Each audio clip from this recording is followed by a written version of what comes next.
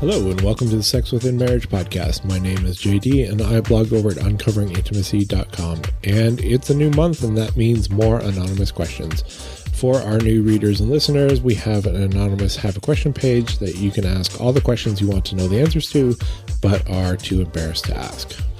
And once a month, I gather up all the questions and answer them in a blog post and podcast episode like this one. And these are the 6 questions I received from April of 2024. Before we get to that, though, just one last reminder that we are running a cohort of our Becoming More Sexually Engaged course for Christian wives this spring. The cutoff was officially yesterday, but if you still want to jump in, you have until this Monday. That's the 6th of May, 2024 to join. We're not going to wait for you, but you can easily catch up. We've got 8 wives who are already signed up and are excited to start. So just in case you're wanting to jump in, there's a link to all the information in the show notes, and yeah, it's going to be a good group. With that out of the way, let's answer some questions. So question number 1 says, we are a senior couple married for 54 years who would like to add some spice to our love life. We have talked about meeting other couples for friendship and fun. We are both Christian and have fantasies about what this would be like. All right, so you don't come right out and say it, but it sounds like you're trying to get me to help you justify becoming swingers, and I'm not going to do that. I can't do that and stay faithful to the Bible. Hebrews 13 verse 4 says that God will judge the adulterer and the sexually immoral. If you have sex with anyone other than your spouse, you are committing adultery. Even if you have your spouse's permission, you do not have God's. 1 Corinthians 7 verses 2-3 say that you should have your own spouse and have sex with them alone. Anything else is sexual immorality. Matthew 5:27-28 tells us that lusting after someone other than your spouse is already committing adultery with them. Having sex is definitely committing adultery. Having sex with people other than your spouse is well outside of what God commands us as Christians, and I think anyone who tells you otherwise is a wolf in sheep's clothing and has to do some terrible twisting of Scripture to justify it. And sadly, that should be expected because 2 Timothy 4 verses 3-4 tells us that, the time will come when people will not put up with sound doctrine, but instead, to suit their own desires, they will gather around them a great number of teachers to say what their itching ears want to hear. They will turn their ears away from the truth and turn aside to myths. So don't believe the myth that Christians can be swingers, or that even entertaining the idea isn't already a step into sin. All right, question number 2. This husband writes, I feel like it's an odd fantasy, but I'm unsure if it's sinful. But I purchased a plastic chastity device online, and I want my wife to keep me locked in it. I asked her to keep me locked for short periods, a couple of hours to a day. She doesn't seem to fully understand why I want this, but has played along. I like it because it makes me feel submissive, and I want her to feel more dominant and in control. I put the key to the lock on a necklace and gave it to her to wear, but she seldom does. I have 2 questions. The first is whether this fantasy/desire is wrong to pursue with my wife. And the second question is it okay for me to ask my wife to tease me about being locked in chastity and roleplay with me? So this question to me brings to mind 1 Corinthians 7 verses 3-5, which talks about not giving up sex except by mutual consent, except that this doesn't seem to be mutual consent. You're asking her to deny you sex, but she doesn't seem interested in doing so.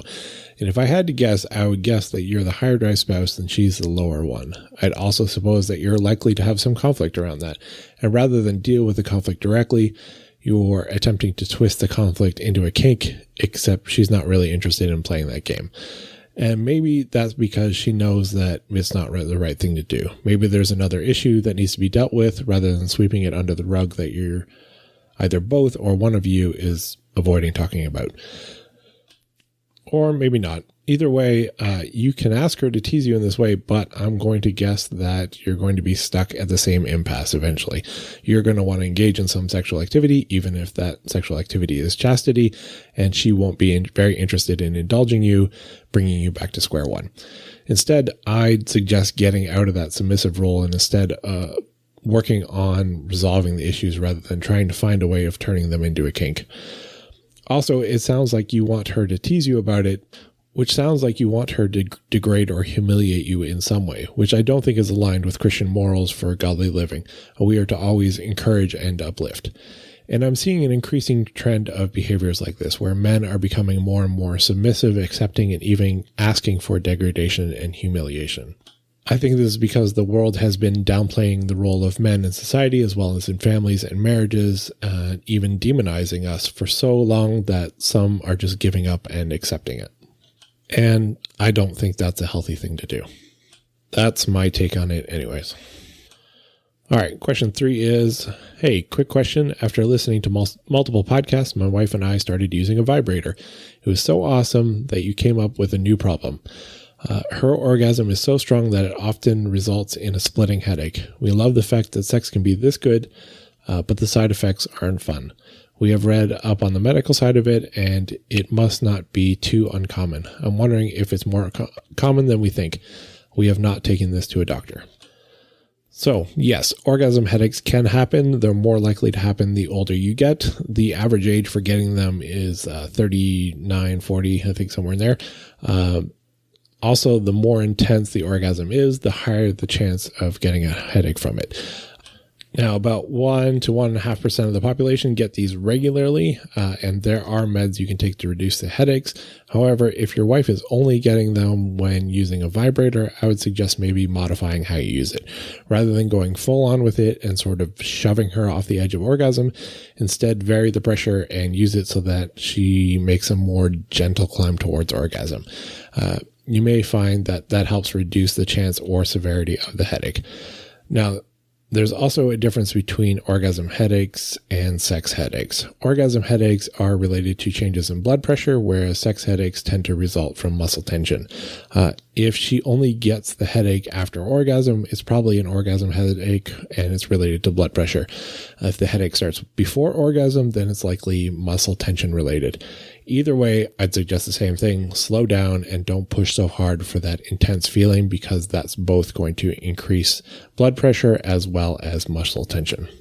If you go with a slower build-up, then you'll likely relieve it regardless of which one it is. All right, question number 4 is, hello, Jay, and thank you for this wonderful resource. This question is of a delicate nature. My wife and I have been married for a few years. Sex was very vanilla, and we are introducing new things only very slowly. Recently, my wife wanted to try oral sex, her receiving, and has found herself greatly enjoying it. She actually really likes it, and I'm very happy for her. However, she absolutely insists on being on all fours and me being behind her when I perform oral sex on her. I've even suggested that maybe she sits down and can kneel next to the bed or just lays down, but no, she insists on getting it that way and says she feels a lot more comfortable turning away. As I said, I like that she is getting pleasure, and I love that she is becoming more adventurous. But I hate that position. My nose is right in her anus, and it is not only off-putting to me, but I can smell her butt sometimes too. I think no matter how clean you are, butts do smell. I love my wife and don't want to offend her. Please help. Thank you. Honestly, I don't know how you get past this without an uncomfortable conversation. I mean, obviously be gentle and nice about it. Don't jump in with, I hate that position because my nose is in your smelly butt. However, no matter how gentle you are, there is a chance she's going to react poorly and oral sex will be off the table for a while, perhaps forever. Now, a simple solution to the problem is to shower before sex. You can do it as part of foreplay and get each other all soaped up, which can be a lot of fun. Another thing you could try is to use flavored lube, which might help mask the smell. I suggest System Joe, as their lubes smell even better than they taste. There's a link to them in the show notes. Lastly, I want to point out that many husbands are likely to read or hear this question and either say that they'd love to be in that position or that they'd never notice a smell. I can't say I've ever noticed a smell, but then we often shower before engaging in activities like that. I just don't want a bunch of wives hearing this and thinking, oh no, does my husband think the same way, and getting all self-conscious. And that is another reason why communication and being able to talk about uncomfortable things is important. If you have good open communication, then you can talk about issues like this. You can also be sure that if you haven't talked about it, then it likely isn't a problem. But suppose you are afraid to talk about sex and uncomfortable topics. In that case, you're going to both suffer with more uncomfortable situations instead of dealing with them, as well as having more anxiety about the things that you haven't talked about because you don't know if it's an issue or not. Anyways, the point is, talk to your spouse if there's a problem or if you're worried there's a problem. Don't keep it bottled up, causing resentment, frustration, anxiety, and worry. And of course, there's always the risk it might go badly, but I think the risk is worth it. All right, question 5 writes, "Hello, I'm a 27-year-old man who's getting married soon, and of course, I am over the moon. I should add that despite a history of masturbation, I have never had partnered sex. I would like to know about how male stamina develops and how it improves. By stamina, I mean the ability to enjoy penile stimulation from vaginal penetration or other means without having to take a pause or ejaculate. I don't think I have a particular reason to be concerned for myself, but I want to be able to make penetration enjoyable for my bride in addition to other means such as oral. I must confess that I've been masturbating and edging since I was a young teen, but I know this will not directly translate to performance in sex. If I'm not satisfied with my endurance, will it improve with practice? Are there techniques to improve it?" All right, just back up a minute. First off, most women don't orgasm from penetration. The chance that a potential inability to hold off orgasm is going to be the thing that causes her not to have an orgasm is pretty slim. It's probably a good idea to recognize that sex is way more than just penis in vagina penetration, because if you're relying on only that, she's likely to be a little disappointed and frustrated. Second, just enjoy sex at first. For all you know from years of masturbation and edging, you may have the opposite problem, not being able to orgasm at all or suffering from delayed ejaculation, which can be just as much of a problem as premature ejaculation. Either way, yes, sex tends to get better with practice. It can happen in a variety of ways. It may be improvements in stamina, or it may be simply finding different ways to move. For example, grinding is better than thrusting for many women. It may be realizing that intercourse is not always the main event. If everything that you've learned is from porn, the best thing to do is forget everything you know. And don't worry about it. You'll figure it out. But wait until you have an actual problem rather than just a fear of what might be a problem to start looking for solutions. Otherwise, you're just going to give yourself a complex and potentially create a self-fulfilling prophecy. All right, and question 6, our last one for today is, "My husband and I have been trying to slowly spice up our sex life. We've been doing the same routine and positions for quite a while now. They are tried and true, but my husband has mentioned that we just do the same things and never try anything new. However, we are both pretty reserved and shy about sex. We are really unsure of what we want to try, so I'd like to try slowly introducing new things to test the waters. We both enjoy giving/receiving oral sex, and I imagined us using whipped cream during oral. Is this a bad idea to try whipped cream or chocolate syrup during oral to spice it up? Maybe that's an unsanitary cliche, or maybe there's some other products to try this with. Any help is appreciated. We don't watch porn and have been together since high school, so our imaginations are pretty vanilla. We don't have a lot of knowledge of what there is to try. Your podcast has really helped broaden our ideas/horizons. I've been able to break free from some of my negative views on sex from listening to your theology behind sex. I still have a way to break free from embarrassment or shame, but I appreciate the encouragement you provide through your ministry. Thanks for your help." All right, so right off of the bat, sugar and female genitals don't go well together. There's a decent chance you'll end up with a yeast infection. Maybe not, but it can happen.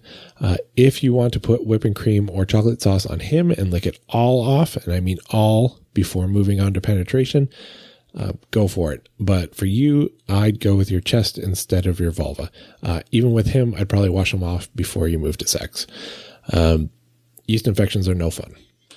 Now, that said, System Joe, which I mentioned earlier, makes some absolutely delicious lubes. I particularly like salted caramel and the milk chocolate flavors. However, they have a whole bunch of other ones, including like strawberry and banana and pina colada, creme brulee. There's a whole bunch.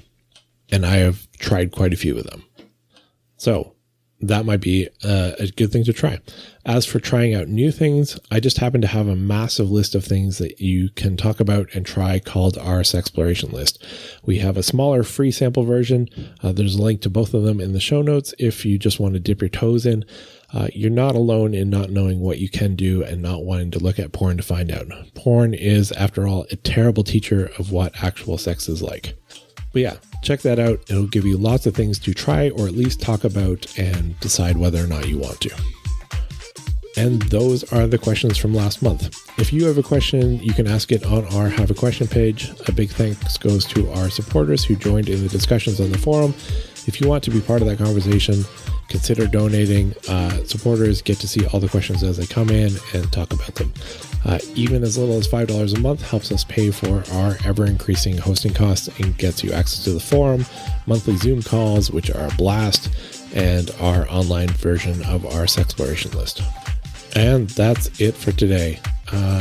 Once again, we have the Becoming More Sexually Engaged course starting soon. If you still want to jump in, you can, but don't wait too long. Talk to you next time.